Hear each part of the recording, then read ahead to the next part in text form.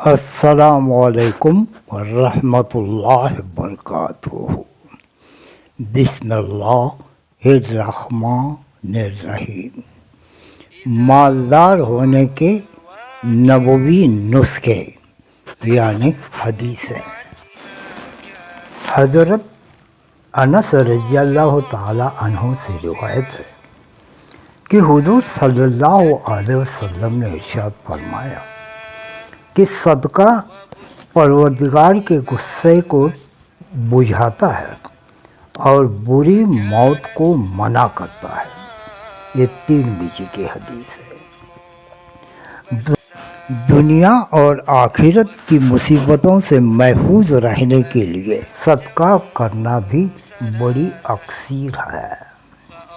حدیث شریف میں معلوم ہوا کہ صدقہ اللہ تعالیٰ کے غصے کو بجھاتا ہے، یعنی گناہوں کی وجہ سے جو دنیا اور آخرت میں مصیبت اور بربادی لانے کا بندے نے سامان کر لیا تھا، صدقہ کرنے سے اس کی اس مصیبت سے حفاظت ہو جاتی ہے، اور صدقہ گناہوں کا کفارہ بھی بن جاتا ہے، لہذا گناہ پر گرفت نہیں ہوتی اور اللہ پاک کی ناراضگی ختم ہو جاتی ہے۔ یہ جو فرمایا کہ صدقہ بری موت کو دفع کرتا ہے، اس کا یہ مطلب ہے کہ صدقہ کرنے والے مسلمان کی حالت موت کے وقت خراب نہیں ہوتی، یعنی اللہ تعالیٰ کے ذکر سے غفلت نہیں ہوتی اور منہ سے برے الفاظ نہیں نکلتے اور خاتمہ سے حفاظت ہوتی ہے۔ لیکن صدقہ حلال مال سے ہونا ضروری ہے۔ دوزخ کے عذاب سے بچانے میں بھی صدقہ کو بڑا دخل ہے۔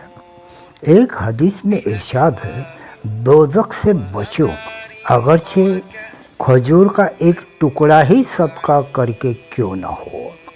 حضرت علی رضی اللہ عنہ سے روایت ہے کہ حضور صلی اللہ علیہ وسلم نے ارشاد فرمایا کہ صدقہ دینے میں جلدی کرو، اس لیے کہ مصیبت اس کو پھاند کر نہیں آئے گی۔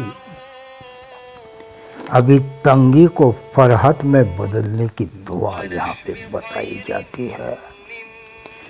4 رکعت بنیت رفع مصائب نازلہ و قضاء حاجت و مشکلات پڑھیں۔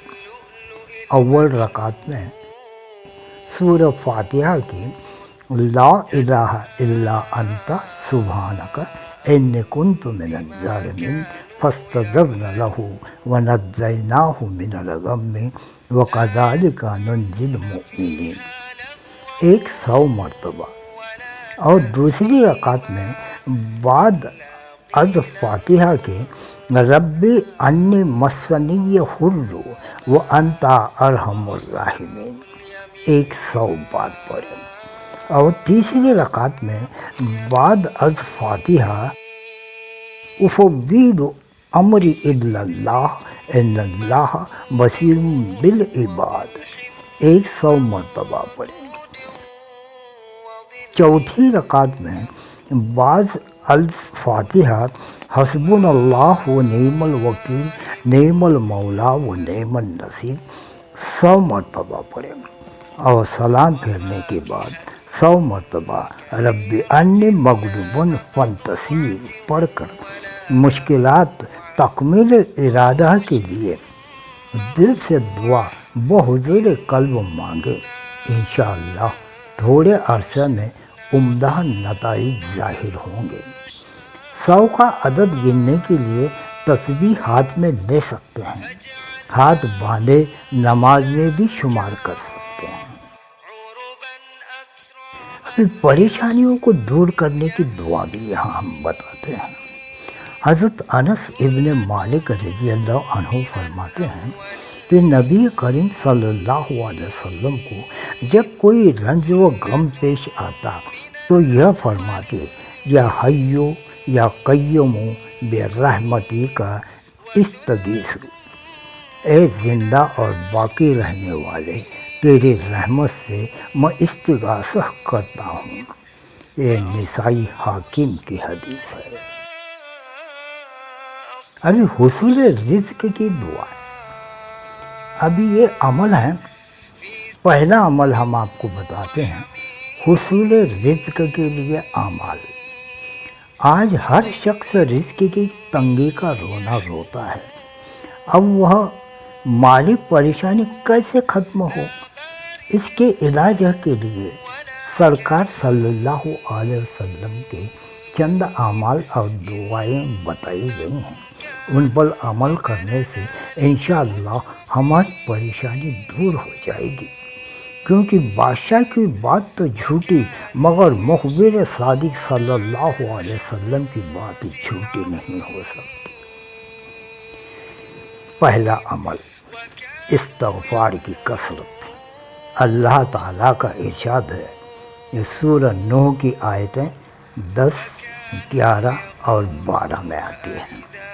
فَقُلْتُ اسْتَغْفِرُوا رَبَّكُمْ إِنَّهُ كَانَ غَفَّارًا يُرْسِلِ السَّمَاءَ عَلَيْكُمْ مِدْرَارًا سے 12ویں آیت تک.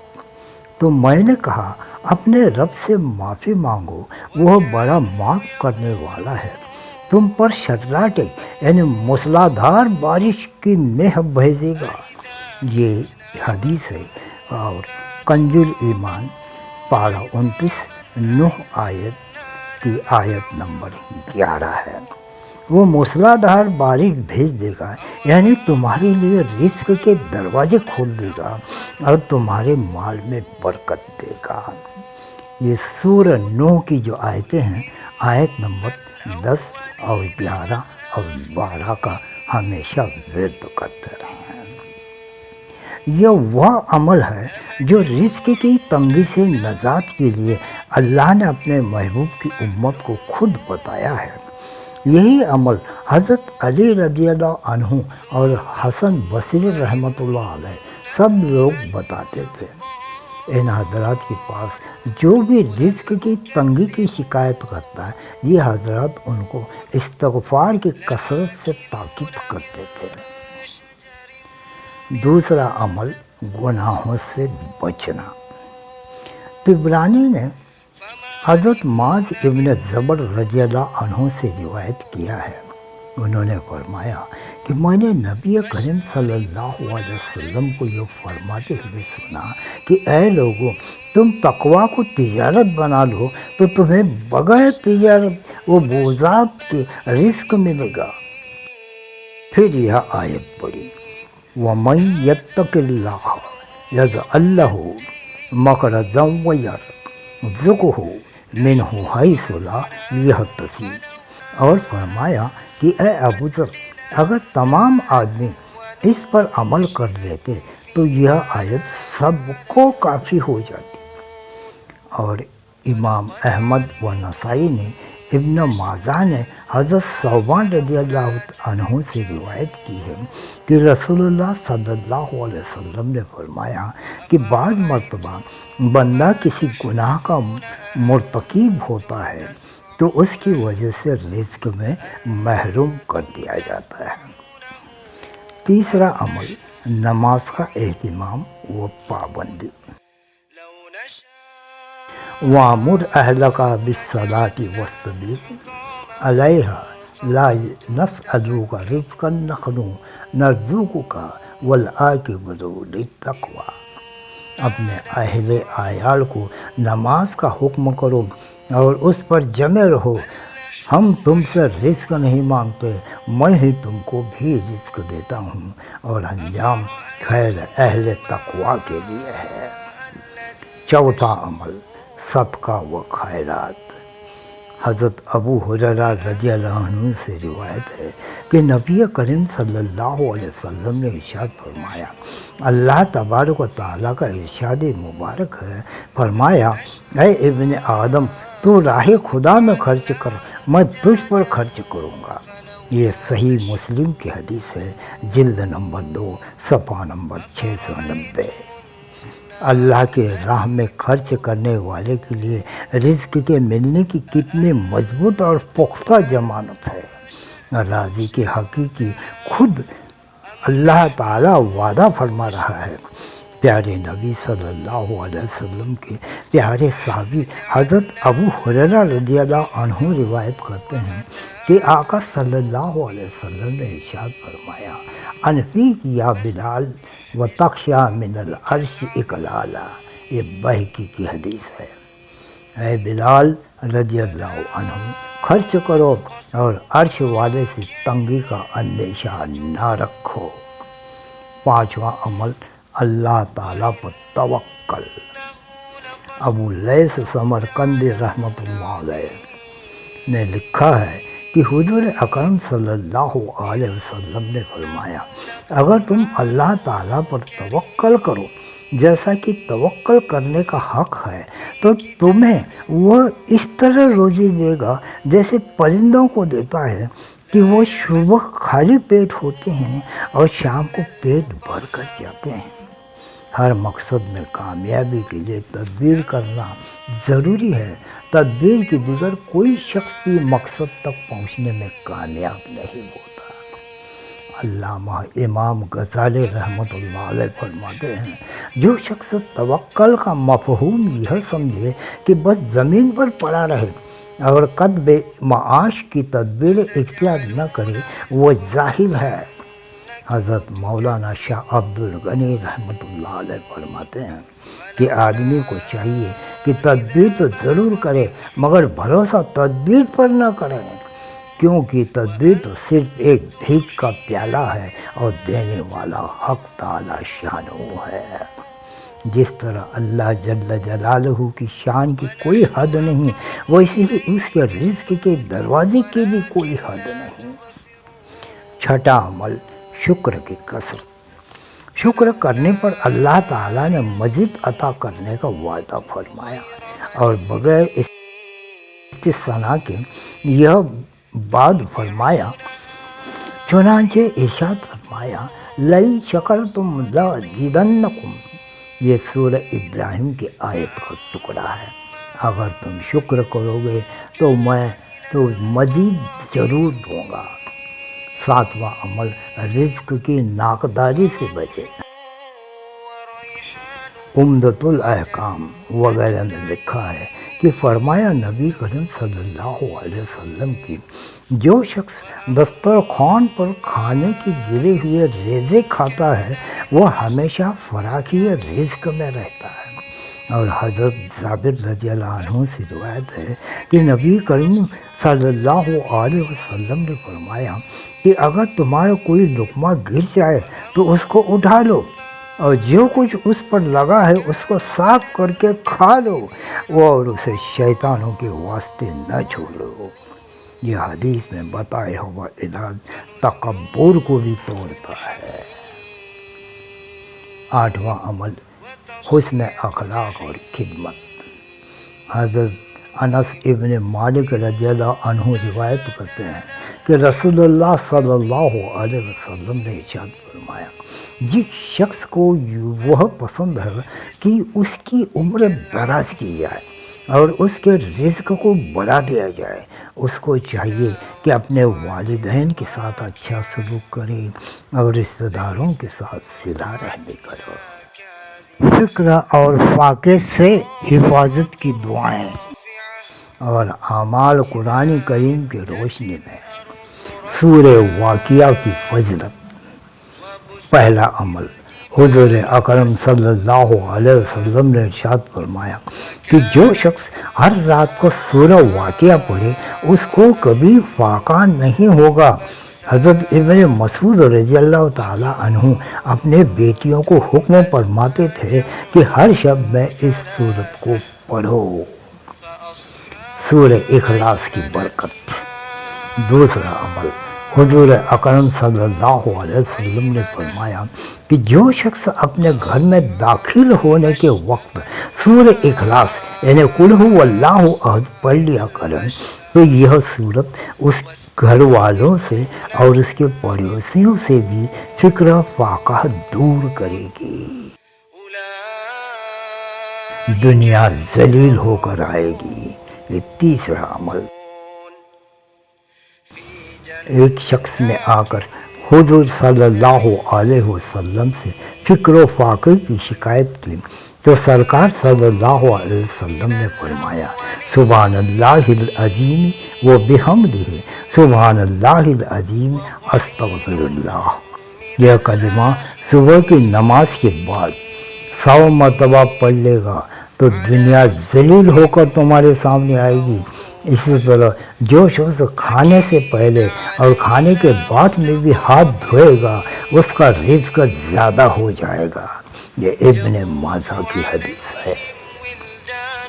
سوال نہ کرنے پر رزق میں اضافہ۔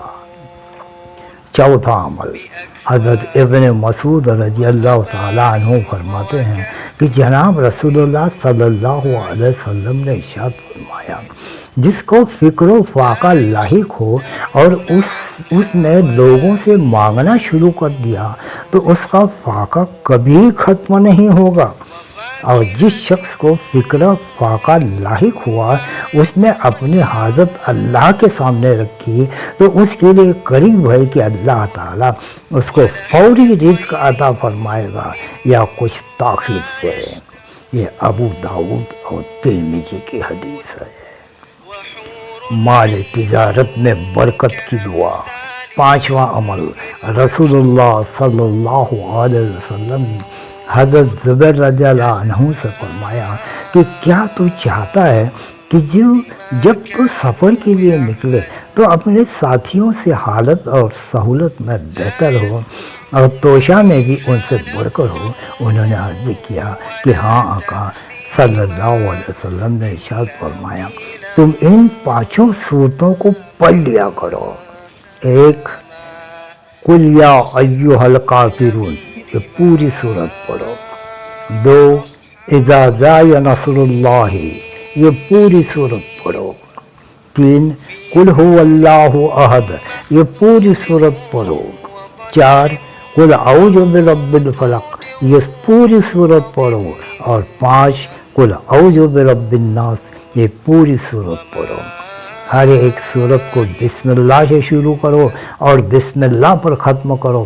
حضرت زبیر رضی اللہ تعالیٰ عنہ فرماتے ہیں کہ ان صورتوں کی برکت سے میں بہت مالدار ہو گیا، جیسا کہ آقا صلی اللہ علیہ وسلم نے فرمایا تھا ویسا ہی ہو گیا۔ ایک اور موقع پر حضرت زبیر رضی اللہ عنہ نے فرمایا کہ میں دولت مند اور مالدار تھا مگر عزت سفر کرتا تھا تو اپنے ساتھیوں میں سب سے زیادہ مفلس ہو جاتا تھا۔ جب سے میں نے رسول اللہ صلی اللہ علیہ وسلم سے یہ صورتیں سیکھی اور ان کو ہمیشہ پڑھنے کی برکت سے سفر سے واپسی تک اپنے دوستوں سے زیادہ دولت مند اور اچھی حالت میں آتا تھا۔ سورہ اخلاص اور سورہ فاتحہ کی فضیلت۔ چھٹا عمل، حضرت ابو ہریرہ رضی اللہ عنہ سے منقول ہے کہ حضور صلی اللہ علیہ وسلم نے فرمایا جو اپنے گھر میں داخل ہوتے وقت سورہ فاتحہ اور سورہ اخلاص پڑھے گا اس سے تنگ دستی دور ہو جائے گی اور فراوانی اور خوشحالی آئے گی، یہاں تک کہ اپنے پڑوسیوں پر بھی بہائے گا۔ رزق کی تنگی اور غم سے حفاظت، یہ 7واں عمل۔ حضرت ابو ہریرہ رضی اللہ عنہ سے مروی ہے کہ حضور اقدس صلی اللہ علیہ وسلم نے فرمایا جسے خدائے پاک نعمت سے نوازے الحمدللہ کثرت سے پڑھا کرے، اور جسے رنج اور غم سے زیادہ صادقہ پڑھے وہ استغفار پڑھا کرے، اور جسے رزق میں تنگی ہو وہ لا حول ولا قوت الا باللہ خوب کثرت سے پڑھا کرے۔ بہترین رزق کے لیے 8واں عمل بتایا جاتا ہے۔ حضرت ابو ہریرہ رضی اللہ عنہ سے مروی ہے کہ حضور اقدس صلی اللہ علیہ وسلم نے فرمایا جو شخص صبح میں یہ دعا پڑھ لے تو اس دن بہترین رزق سے نوازا جائے گا اور برائیوں سے محفوظ رہے گا، اور جو شام کو پڑھ لے تو اس رات بہترین رزق سے نوازا جائے گا اور برائیوں سے محفوظ رہے گا۔ دعا یہ ہے: ماشاء اللہ لا حول ولا قوت الا باللہ اشہد ان اللہ علی کل شیء قدیر۔ وہی ہوگا جو اللہ چاہے، نہ کوئی طاقت نہ کوئی قوت سوا اللہ کے۔ میں گواہی دیتا ہوں اللہ پاک ہر شے پر قادر ہے۔ اللہ تبارک و تعالی تمہیں اور مجھے بھی رزق کی تنگیوں سے، واقعوں سے اور پریشانیوں سے ہمیشہ ہمیشہ کے لیے نجات دے، اور جتنی زندگی ہماری دنیا میں ابھی باقی ہے اور موت کے آنے تک ہمیں ہر پریشانی، مصیبت، فکریں اور رزق کی تنگیوں سے دور رکھیں، اور ہمیں اپنے رحمتوں اور برکتوں میں چھپا لے، اس دنیا میں بھی، اس برزخ میں بھی اور اس آخرت میں بھی۔ آمین انشاءاللہ۔ اللہ حافظ۔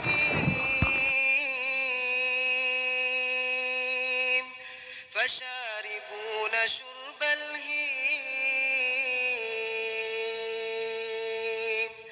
هذا نزلهم يوم الدين نحن خلقناكم فلولا تصدقون